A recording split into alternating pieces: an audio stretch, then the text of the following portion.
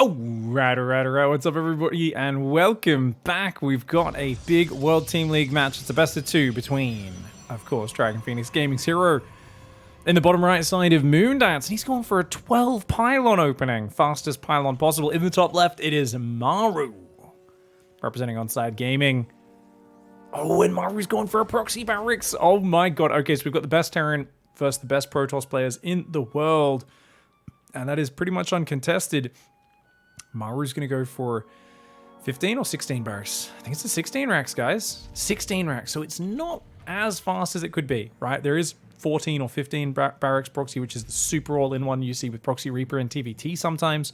But in this case, herO has gone 12 pylon, 13 gate. So he's actually got a way fast defense to this. Not to mention the gateway is pretty close to the natural. So it can even counter pressure potentially. So this is really weird. I think what herO was hoping for, because he's not probe scouting, right? You don't want to probe scout when you've already cut 2 workers at the start of the game. Like, his build is way less efficient in terms of building workers. Normally, you'd see the Protoss up a few probes at this point. Notice how he's dead even. Maru's even half a worker ahead. You can see that. Oh, man, that's rough. So basically, herO's saying, well, I don't scout. I save the money on that. And then I just have a really early Zealot pressure with an Adept behind it. And if you just expand without scouting with an SCV, you're gonna lose that command center. Like, you're gonna at least lose the SCV. Building it a bunch of times, I'm gonna ruin your opening. But Maru has his own aggressive opening. herO looks kind of stressed, funnily enough, in the cameras. herO is normally a very chaotic player. Just the way he plays, his camera movement, everything is like all over the place. Whereas Maru, you can see Darth Maru today with his hood up, is actually all about calm focus. Now, normally herO's the one cheesing the heck out of Maru. This time around, Maru, he sees that there is a very early Zealot coming. He does see the Nexus go down. Now, how do you respond? Do you go home to defend? He's already got a wall off with a factory and a second depot, the Reaper. Oh, he knows that's an early gateway. So he recognized the timing of the gateway. Look, he's waiting just outside of pylon vision. He's going to wait for this shade to finish, and then he's going to jump in. Because remember, herO has no vision. So he has no idea that's there, and then the shade finishes, the Adept continues. Oh my god, so he's going to go in, see if he can get some probe kills. Perfect timing. This is incredibly high-level game knowledge from Maru to recognize the gateway was super early, but then also to wait with that Reaper. He just knew. He could not see the Adept on the high ground. He just knew the timing down to the second. Comes in there, delays a whole bunch of mining time. Second Adept is out to defend it, though. Stalker's on the way, but oh, is that a bunker? Oh, there's a bunker up in the natural, so while he's been distracting him, he gets a bunker up. He's got 2 Reapers getting in. A Marine is building that's going to try to rally into it as well, but uh-oh. Oh, herO, you got to focus those SCVs. Okay, he does start to focus the SCVs that are behind the wall. herO can start to do some damage, but once the Cyclone's out, that's going to be over, and he's going to need to go home and defend. He does have a pylon on the high ground, so he can build a shield battery on the low ground with that pylon, and he needs to pump Stalkers to get that going. Looks like the Zealot and the Adept are pulling back now. He doesn't want to throw those units away, so he's going to recall them even. Okay. But that's a lot more damage in a bunker than you're used to facing this early. Ooh, you gotta save those units. Careful. You don't want to lose these units. herO's got to be careful, because there is going to be, Cyclones coming in behind it. The barracks may be floating home. Command center's on the way. Starport's coming in. But this is a very big commitment by Maru. It's finding the damage, though. That Zealot needs to pull back. herO needs to stop F2ing. herO is famous for using that select all army key, especially in high pressure moments. That Zealot is sticking out right now, looking very exposed. The battery's only just started. I feel like he needed to start that a while ago. Oh man, this Nexus is taking an absolute beating. The Adepts are going to shade forward. Good micro by herO, breaks the lock on, gets a bit more damage on that Cyclone. But he's got to be careful, because there is going to be a second Cyclone coming across the map. There's 3 Stalkers now, but look at that. Oh my god, the Cyclone actually getting some really good damage done. Shield battery. Oh man, the Nexus is so low. He's got to heal it with the battery. I think it's in overcharge range. Yeah, it's definitely in overcharge range. He's going to have to do that. The Adepts are trying to chase off the Cyclone. Great micro by herO, but that Nexus is getting dangerously low. Oh, one of the Adepts goes down to the Stalkers, to the Cyclone, sorry. Ooh, the Nexus. Okay, battery overcharge goes down. herO left it to the last second, almost trying to bait him there. But oh god, his units are taking way too much damage. He's going to lose a Stalker. Another Stalker. Oh my god, he's got to get back into battery range. herO with some big mistakes, not healing his units there. He just lost like 3 Stalkers that should not have gone down. Not to mention a Zealot and 2 Adepts.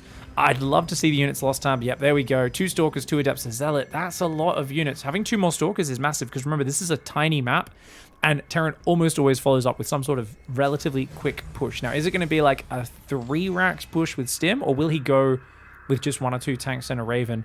We'll have to find out. Blink is, of course, not done.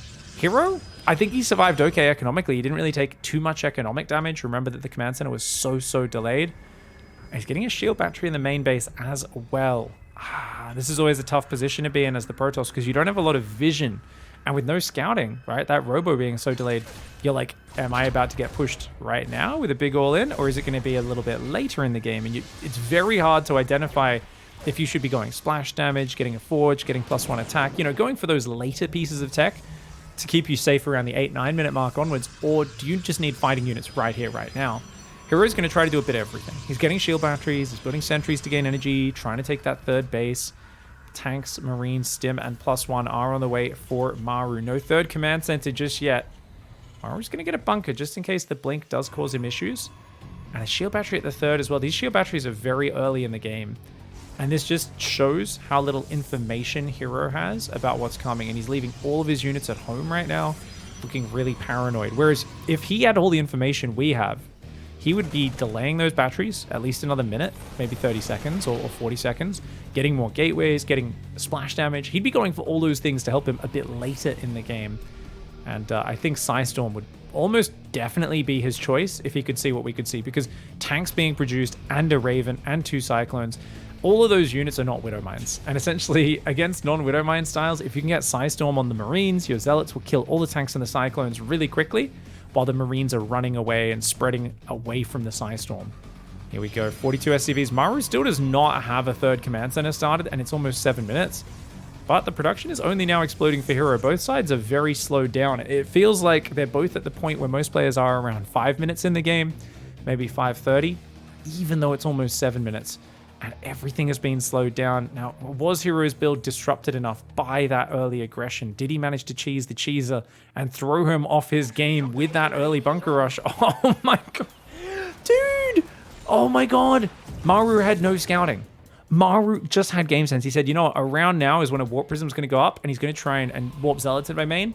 If I just patrol this north of the map, I could catch it. I cannot believe he just caught the Prism. That is massive. Now the Stalkers go out. They don't see the army moving out, which means he's missing out on time where he should be doing damage to these units and picking away at them. Oh no, the Stalkers. One of them goes down pretty much for free. Oh, this is very unfortunate. herO spotting this so damned late. Okay, he's got an Archon, he's got some Zealots and an Immortal, but oh my god, that's a big bio army, and Stim and +1 are here. Oh my god, this is a perfect timing for Maru. Maru has basically found the perfect moment to hit. All of his upgrades just finished, and this is not what you want to face as a Protoss. You don't want to let the Terran force an engagement right when all their upgrades finish. This is a natural strong point for the Terran, and you would have loved to be delaying him with Zealots in his main base, picking away at him with Stalkers on the way across the map, but it's Moondance. It's a tiny map. He's already here. Zealots going forward. Those Widow Mines are a problem. They blow up 2 Stalkers. Auto turrets go down on top as well, which is so good at tanking all of that. Oh, the Immortal goes down. The battery on the right side barely helping at all. The Zealot warp-in goes down, and Maru just a bit too ahead off that early game. herO was paranoid in the follow-up, had 0 information, and Darth Maru takes a sip of that victory juice. All right, we're going to be going to the next map in a sec. It's going to be Cosmic Sapphire. Maru with a very nice game 1. Of course, herO, the normally cheesier of the players, getting caught out by that opening in that last game. Down here in the bottom right of Cosmic Sapphire. Good map for Protoss in macro games, but the macro king will not mind. Maru in the top left side. Obviously, he's still not going to feel great on Cosmic Sapphire because he does realize that even though he's the better macro player than herO, he'd like to be able to pressure and scare him. He knows that herO, if he's left to his own devices, he can very well go triple Robo, Disruptor, Psystorm, and Colossus all at the same time and overwhelm you with a tsunami of splash damage. Oh, he's sipping water during the early game. Maru, that's a big bottle of water as well. Stay hydrated, son. Heck yeah. A man after me own heart. All right. Maru just adjusting himself in his seat. He looks pretty chilled out, though. Early Probe Scout coming in, so very safe opening for herO. I would expect... I feel like you should go Nexus before Core in this scenario as herO, because it's such a big map. Barracks isn't proxy. There's really no reason you would need the Cyber Core early. And it looks like he sent a probe down there, but he's at 450, 470 minerals, and then he puts the Cyber Core down at 1:30. That could have been a few seconds earlier. Maybe a bit of indecision for herO. Sent 2 probes out, one to build the Cyber Core and then one to build the Nexus at the same time. But not too bad. Does let this command center go down though. Wasn't able to block that. Marines coming down. herO sees it, gets on out of there. herO very good with that early game control. Now, yeah, let's go back to that early game and dissect that a little bit. So if you guys remember, 2 Stalkers, 2 Adepts, and a Zealot died. If herO was a little bit more careful with his units, he could have saved that Zealot. Losing the Adepts is really not a big issue, but losing the 2 Stalkers I do think was. I think if he has 2 more Stalkers alive, he's less paranoid. I think he probably sends a Stalker across to poke the front. And is a bit more comfortable just dropping an earlier third, getting a Forge. And remember I was saying, like, hey, get the splash damage, get the extra gateways, you know, get the early third. Whenever a Protoss is just building shield batteries and the Terran doesn't actually push for several minutes, it's a bad investment. You would much rather build those shield batteries right before the fight happens. Otherwise, it's better to be getting the tech, the upgrades, the production earlier on. So herO was just a bit too paranoid. He could have bounced back from there, but on Moondance, you're always expecting an aggressive follow-up. And it is just such a map that's favored for Terran. A lot of Protoss play it anyway. They think Waterfall and Inside Out are even better maps for Terran. I strongly disagree on Inside Out. I think maybe Waterfall I would veto before Moondance, but playing Moondance versus Terran I still think is absolutely bananas. Obviously Stargazers I kind of joke about being the Terran map that the Terran players veto, and the Protoss players think it's a Protoss map, but they actually should be vetoing it, but it's obviously lower priority than those very short rush distance maps. But now on a big map, this is where you're like, okay, prove yourself. Show us that beautiful control that you've got. Show us your ability to play a very nice, clean macro game. Adept already getting 2 hits off. Yeah, with the Shade as well. Oh, completely blocked. Very nice. Bit of a cramped wall-off there for herO. I always feel a little paranoid about those wall-offs. They can help you out. Like if there's a bio army out there and it's trying to stim in, being able to just quickly like force field or like block off a tight choke, it does buy you valuable seconds and allows you to survive, especially if you're using Colossus play. herO is up only about 6 workers so far, and it looks like he's going to take the southern base. That's interesting. So he's going to expand in a straight line. Wow, okay. I don't know. I'm so used to the other base and then potentially venturing to the top right to cut off any drops into the main, but he's going to expand out to that left side. Fair enough. Widowmine drop is coming in. herO's got the 3rd on the way. His Robo's pretty late. So he's playing a pretty blind game. He doesn't know what's happening. Usually, though, if you don't play with early scouting, you just assume there's a Widowmine drop. And especially about this time, 4:30 is usually when you're like, okay, keep your eyes open. All right, very good reaction so far. 1 probe goes down for 1 Widowmine. Straight back to mining. Clean. And he immediately puts a 3rd worker back on gas. Oh, very slick defense by herO. But there's still a Widowmine in there. And a Widowmine in the medevac just means you need to leave units there, need to leave your attention there. And look at that. Very well done. Oh, he goes in and goes out. That's interesting. Maru, like, decides, you know what? I think it's a trap. I think you're going to blink on me the moment I drop that Widowmine out and try to burrow it. So let's save it to pair it up with something else. He's got a Raven going along the right side of the map as well now. Charge and extra gateways are on the way for herO. If he's going to play this style, I wouldn't mind him going for an early Forge and trying to get an early +1 upgrade. Personally, I feel splash damage is way more important than upgrades as Protoss versus Terran. It's funny because as Terran, the upgrades is so important. But as Protoss, and that's because your basic units win the fight. So just having better upgraded basic units is good. But as Protoss, it's like, well, Zealots, even if you have better upgrades, kind of lose to bio unless you've got overwhelming numbers in a surround, like a very specific circumstance. So it's usually more important to get the splash damage out, but he's going a mass Zealot Stalker style. It's going to be a swarmy style for herO in this game. Okay, auto turret does go in. Oh, lots of damage on the Raven is pretty nice. Raven gets 1 probe, 2 probe. Good defense by herO once again. He's still not taking any big damage. It's a couple probes here or there. It does add up. No 3rd command center started just yet for Maru. It's getting to 6 minutes. So if he doesn't have one down by about 6:30, things could get nasty. Okay. Ooh. Oh my god. Oh, the last minute split. But he gets the medevac. And does he get the Widowmine? Oh, he doesn't get the Widowmine. Watch out, watch out, watch out. Okay, he only loses a Stalker there. Could have been worse. No probes going down. Total of 4 probes and Adept at a Stalker. Oh, another auto turret does come in. And he doesn't want to pull his probes away, which does give it another 3 probe kills. Okay. That's starting to stack up a bit of damage. Is it the end of the world? I don't think so, but it does a bit. Now, Maru's essentially doing a 2-base all-in. His 3rd has still not started. Yes, he'll eventually try to build his 3rd on location, but there's going to be a Zealot drop behind this. herO just needs to make sure he can defend at home. He's still probing up, and he's gone to 4 gases.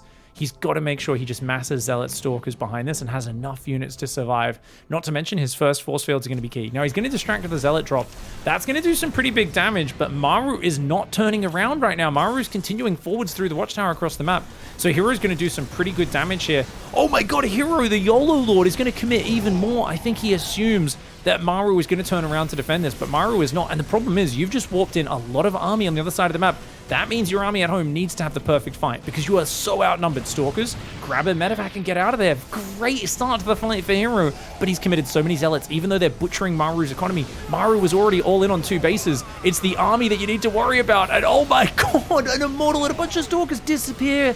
The battery overcharge, letting those tanks siege way too far forward. They're in range of everything. Remember, there's no splash damage. There's no retreating army that herO has here that he can fight with. Those tanks, if you can get rid of those tanks, maybe, but oh man, they're in such a good spot. The Stalkers try to go forward. Oh, but they get absolutely hammered. That means the Immortals are going to get gunned down as well. herO was being on the edge of greed at 60 probes, 4 gases. To warp Zealots in on the other side of the map is absolutely crazy, and this is a mistake I've seen a lot of players make recently.